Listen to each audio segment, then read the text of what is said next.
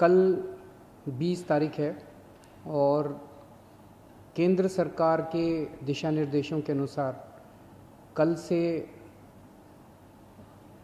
उन क्षेत्रों में जहाँ पे कोरोना का असर कम है या कोरोना नहीं है, वहाँ पे लॉकडाउन के शर्तों में थोड़ी ढील दी जा सकती है। तो हम सब लोगों को बैठ के ये सोचना है कि कल से क्या ढील दी जानी चाहिए और अगर ढील दी जानी चाहिए तो कितनी ढील दी जानी चाहिए।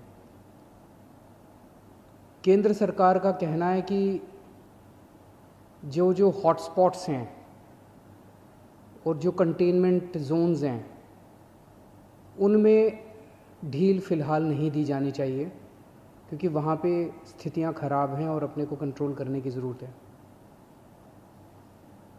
दिल्ली में 11 ज़िले हैं। दिल्ली के 11 ज़िले हॉटस्पॉट डिक्लेयर किए गए हैं। तो केंद्र सरकार के मुताबिक तो सभी कंटेनमेंट जोन्स में ढील नहीं दी जा सकती। हमने दिल्ली सरकार में अपनी भी असेसमेंट की।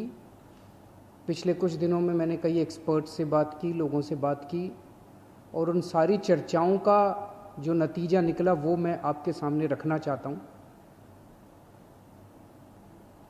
पिछले कुछ दिनों से दिल्ली में कोरोना के केसेस में बढ़ोतरी होनी शुरू हुई है।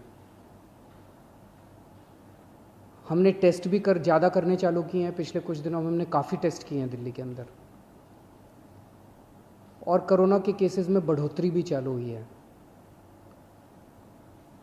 कल हमारे पास 736 केसेस के टेस्ट की रिपोर्ट आई। उन 736 में से 186 कोरोना के मरीज़ निकले, यानी कि 25% लोग कोरोना के मरीज़ निकले। 186 तो काफ़ी ज़्यादा है। ये 186 के 186 सभी एसिम्प्टोमेटिक हैं। इनमें किसी में भी सिम्टम्स नहीं है।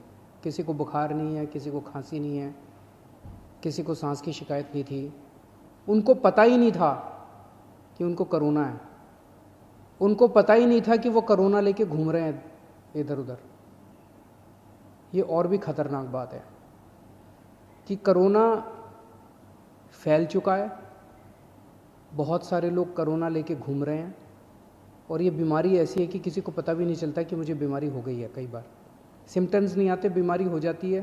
किसी आदमी का इम्यून सिस्टम स्ट्रांग है और वो घूमता रहता है, और पता नहीं कितने लोगों को कर देता है।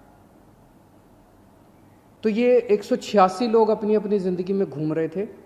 इनमें एक व्यक्ति से जब हमने बात की, उसने बताया जी मैं फलाने फूड सेंटर में, हम लोगों को खाना बांटते हैं ना, दिल्ली सरकार लोगों को खाना बांटती है, पका हुआ खाना रोज़ देते हैं हम, लंच और डिनर। वो कहता है जी मैं पिछले कुछ दिनों से रोज़ सरकार के फूड सेंटर में जाके खाना बंटवाने का काम कर रहा था। आप सोचो उसने वहाँ कितने लोगों को इन्फेक्ट कर दिया होगा।